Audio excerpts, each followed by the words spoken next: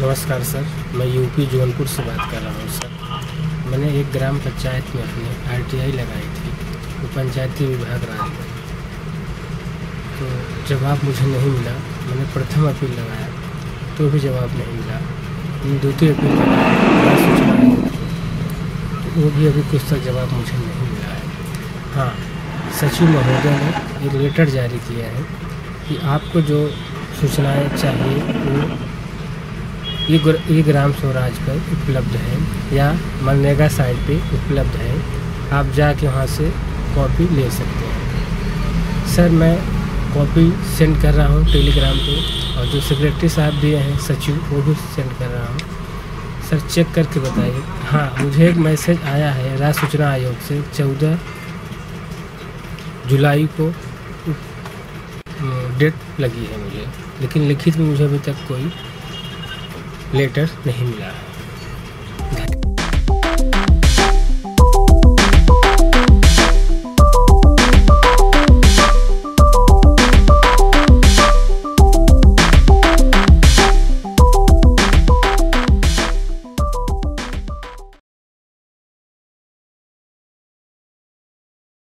तो सुनील जी, आपका स्वागत है जिम्मेदार भारत पोर्टल पे। और आप जौनपुर उत्तर प्रदेश से हैं और आपके कुछ सवाल हैं कि आपने ग्राम पंचायत से संबंधित कुछ आरटीआई आवेदन किया था, और जो मैं डिस्प्ले पे शेयर कर रहा हूं लोगों को। और उसमें आपके सवाल ये हैं कि आपने आरटीआई कर दिया, आपके पास कोई जवाब नहीं आया। आपने प्रथम अपील की, आपको उसका भी जवाब नहीं मिला। आपने द्वितीय अपील किया, उसका भी जवाब नहीं मिला। और द्वितीय अपील करने के कुछ दिनों बाद जो है, आपको पंचायत सचिव जो हैं वो आपको एक पत्र लिख करके, जो सामने स्क्रीन पे है अभी, आपको बताते हैं कुछ। और वो कुछ इन्फॉर्मेशन देते हैं और कुछ में कहते हैं कि वो आपको जो ई ग्राम स्वराज पोर्टल है या अन्य चीज़ें हैं उस पर जानी चाहिए। तो चलिए एक एक करके हम देखते हैं। देखिए, यदि हम गौर से देखते हैं तो आपके बिंदु संख्या 1 का जो है उन्होंने मोटा मोटा जो है हिसाब दे दिया है कि जो अवशेष धनराशि है वो 2,42,342 है, और जो इतने से इतने के बीच में जो मध्य में जो प्राप्त धनराशि है वो इतनी है, और 2021 से 2022 के बीच में जो प्राप्त धनराशि है वो इतनी है। और कुछ चीज़ों के लिए जो है उन्होंने ये कह दिया है कि आप eGramSwaraj.nic.in पर जाइए, या फिर नरेगा की जो वेबसाइट है nrega.nic.in पर जाइए और वहाँ से ले सकते हैं।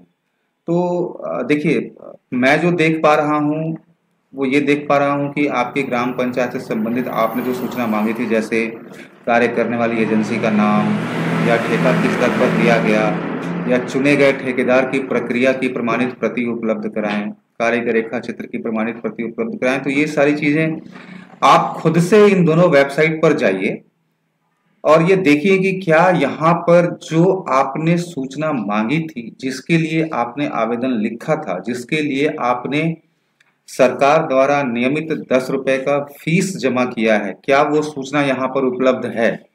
यदि ये उपलब्ध है तो फिर आपको सूचना मिल गई है, और प्रथम अपील करना और द्वितीय अपील करना आप अपना समय, और लोक सूचना अधिकारी, प्रथम अपील अधिकारी और राज्य सूचना आयुक्त जो है उनका समय खराब करना होगा। परंतु यदि आपको यहाँ पे वो सूचना नहीं मिलती है तो निश्चित ही आप ऑलरेडी सेकंड अपील कर चुके हैं, और आपको वहां पे जा करके इन बातों को रखना चाहिए कि सर हमें अधूरी जानकारी मिली है, जो जानकारी मैं चाहता हूं वो जानकारी इस वेबसाइट पोर्टल पे उपलब्ध नहीं है। तो इस तरीके से जो है आप जब बताएंगे तो आपको जो डिटेल्ड है वो आपको इंफॉर्मेशन मिलेगी। दूसरे पेज पे मैं देखता हूं तो मुझे यहां पर भी उन्होंने यही चीज लिखा है, बिंदु संख्या 2 के अधीन के संबंध में अवगत कराना है कि प्रत्येक कार्य का रेखा चित्र नहीं होता है। हाँ, मानते हैं प्रत्येक कार्य का रेखा चित्र नहीं होता है, मगर ऐसा नहीं है कि सभी कार्य का रेखा चित्र नहीं होता है। कुछ का तो होता ही है। आप यदि एक ब्रिज बनवा रहे हैं गांव में, एक कनेक्टिंग ब्रिज है, एक ग्रामीण सड़क है, ग्रामीण सड़क पे आप मान लीजिए कि 3-4 मीटर 5 मीटर की एक पुलिया बना रहे हैं छोटी सी, तो उसका तो आपको रेखा चित्र तो बनाना ही पड़ेगा ना। बिना रेखा चित्र के कौन सा सिविल इंजीनियर जो है उसको बना देगा? बिना सिविल इंजीनियर के डिजाइन किए कैसे आप बना दीजिएगा उसको? तो मैं ये नहीं कहता कि मुझे हर एक चीज का रेखा चित्र चाहिए, लेकिन जिस चीज का रेखा चित्र के बगैर काम होना ही नहीं है उसका रेखा चित्र तो आपको मिलना चाहिए। ठीक है, तो ये अपील का विषय है। आप ऑलरेडी सेकंड अपील में जा चुके हैं और वहां पे आपको ये बात रखनी होगी खुद से। ठीक है, अगला पॉइंट आपने इसमें ये लिखा है कि आपको एसएमएस मिला है वहां से, राज्य सूचना आयोग से, और आपको कोई लिखित जानकारी नहीं मिली है। तो मैं आपको बता दूं कि लिखित जानकारी मतलब कोई जरूरी नहीं कि आपको बाई पोस्ट ही मिले। यदि आपको वाया एसएमएस ये जानकारी मिल गई है कि आपको 14 जुलाई का डेट मिला है, तो आपको जाना चाहिए। और जाने से पहले आपको पूरी तैयारी कर लेनी चाहिए कि आपका जो आपने लेटर दिया था वो, जो आपने प्रथम अपील किया था वो, जो आपने द्वितीय अपील किया था और उससे संबंधित जो साक्ष्य हैं, जैसे आपको ये जवाब आया है तो आपको ये भी लेके जाना होगा और कहना होगा कि सर मुझे एक जवाब मिला है जो बहुत देर से मिला है। तो देर से मिलने के कारण तो ये ऑलरेडी जो आरटीआई एक्ट है उसकी अवहेलना है, क्योंकि इन्होंने धारा 7(1) का उल्लंघन किया है और समय पे मुझे सूचना नहीं दी। इसके बावजूद भी इन्होंने जो सूचना दी है वो आधी अधूरी है और भ्रामक है। तो कृपया आपसे अनुरोध है कि आप जो है दिशा निर्देश जारी करें और मुझे जो है मेरी वांछित सूचना जो है वो उपलब्ध कराएं। तो उम्मीद करता हूं कि मैंने आपके क्वेश्चन का जो है वो आंसर सही तरीके से दिया है। और दोस्तों, यदि आपके पास भी कोई ऐसा सवाल है आरटीआई से संबंधित, तो आपसे रिक्वेस्ट है कि आप पूरी डिटेल्स के साथ जो है आप उसको ऐसे ही वीडियो बना करके जो है आप मुझे शेयर करें और मैं वीडियो के माध्यम से ही जो है उसको बना करके जो है आपको भेजूंगा।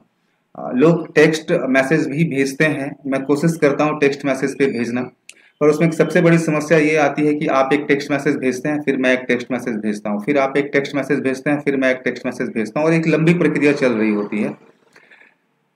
अक्षर और शब्दों में ना इमोशंस नहीं होते और आपको समझाना बड़ा मुश्किल हो जाता है।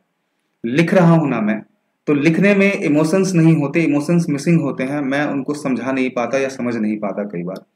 तो इससे बेहतर है कि आप अपनी जो समस्या है, सवाल है आरटीआई से संबंधित, वो आप एक जैसे सुनील जी ने बनाया, बहुत ही बढ़िया, तो एक ही वीडियो में जो है उसको पूरा डिटेल्स के साथ, और यदि आपके पास कुछ डॉक्यूमेंट्स है उसको भी आप शेयर करें टेलीग्राम ग्रुप पे या हमारे फेसबुक पे, और मैं उसका यथासंभव यथाशीघ्र वीडियो के माध्यम से ही जो है ना आपको समझाऊंगा। नमस्कार, धन्यवाद।